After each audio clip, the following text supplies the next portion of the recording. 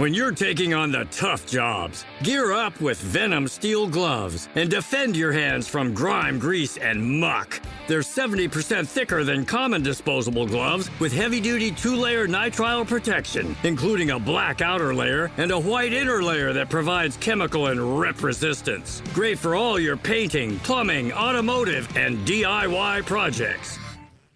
Losing the sugar. Any herbs or supplements you recommend? This is JJ Virgin, 4-time New York Times bestselling author, celebrity nutrition expert, and fitness Hall of Famer. I've been on a lifelong quest for answers to the toughest health questions. And now I'm sharing what I found with you. Welcome to Ask the Health Expert. Kay from Instagram asks, losing the sugar, any herbs or supplements you recommend? Oh my gosh, I love this question. In fact, I wrote the book about it. So yes, Kay, I got some things to recommend, and I'll be right back with that answer. Stay with me.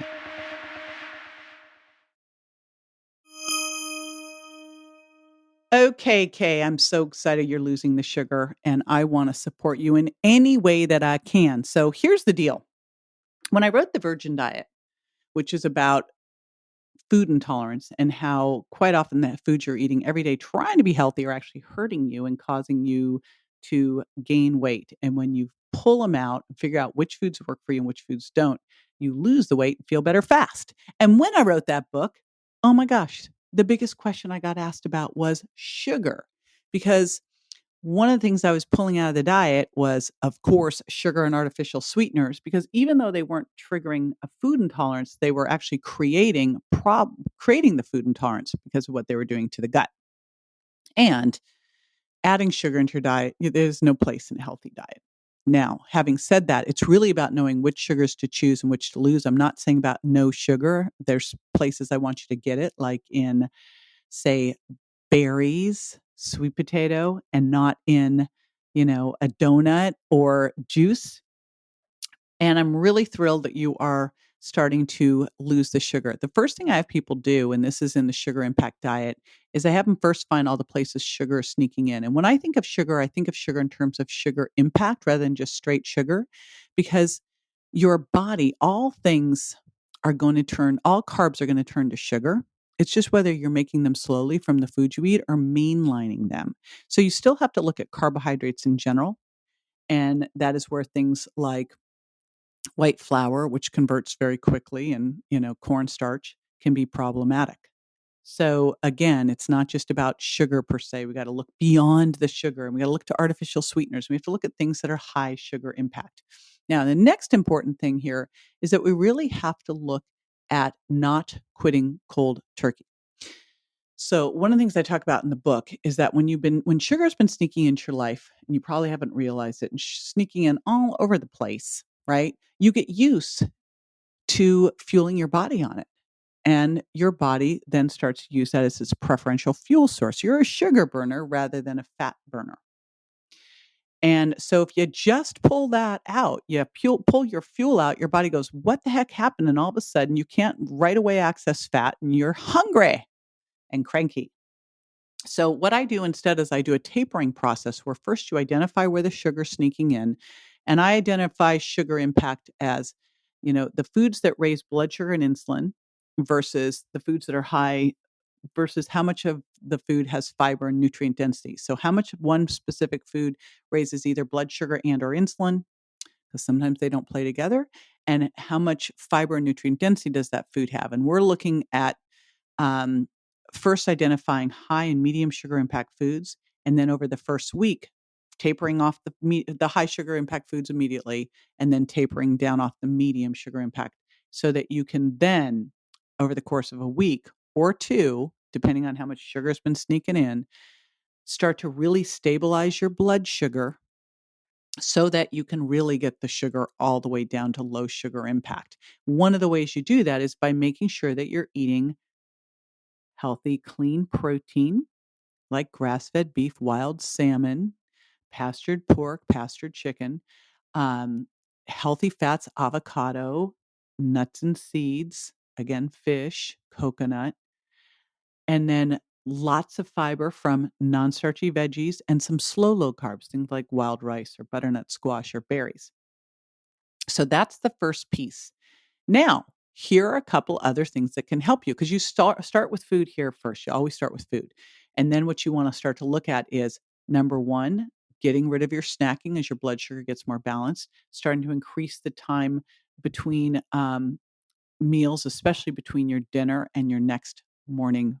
Hopefully, it turns more into a brunch than a breakfast, and not snacking in between, which keeps your blood sugar getting hit and your insulin up, which basically locks the doors to fat cells and tells your body to store fat, not burn it.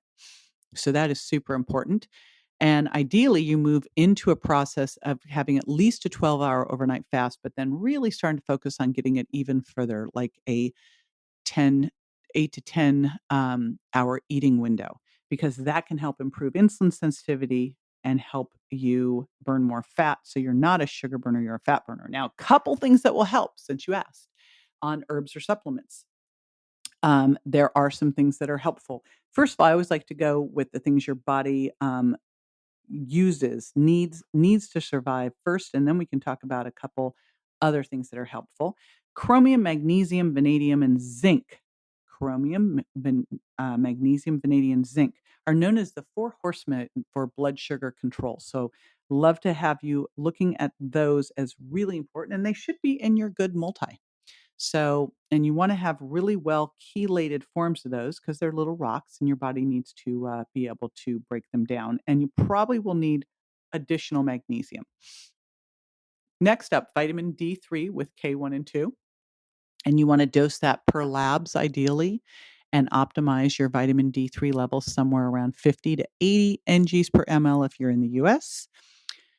Next up, supplemental fish oil. Now, unless you're eating like fish 4 to 5 times a week, and even then, you'll probably want to do some supplemental fish oil. It helps with resensitizing your insulin receptors. And so it's super important here. And generally, I like the triglyceride form. You probably are going to want to do like 2 grams. Unless you're eating fish more often, you could take it down to 1. Couple other herbal products that can be helpful here is something called Banaba, and another thing called Jimenez Sylvester can help with blood sugar control as well. So I always love to look at what things will work well with doing that. And I'm looking through my notes here, see if there's any other blood sugar ones that I really love. I do also, forgot another one. Geez.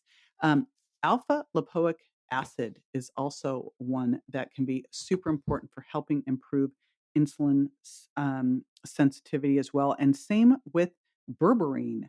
And we don't often think about berberine, but it can be amazing. And then I'm going to give you just a couple other things. Number one, lemon juice in your diet. A couple tablespoons of lemon juice before you eat can lower your blood sugar response to a meal. So can cinnamon. And I mean, who doesn't love cinnamon? And then beyond Jimenez Sylvestre, I always think I'm blowing that one, and Banaba. The other ones are kudzu and fenugreek, and of course, American ginseng. So there's some other mineral ones that work. Again, herbal ones that work. I start with the minerals, and I like lipoic acid, and then berberine, and then vitamin D with K, and fish oil. All right. Hope that helps. I'd love to hear a success story from you, Kate.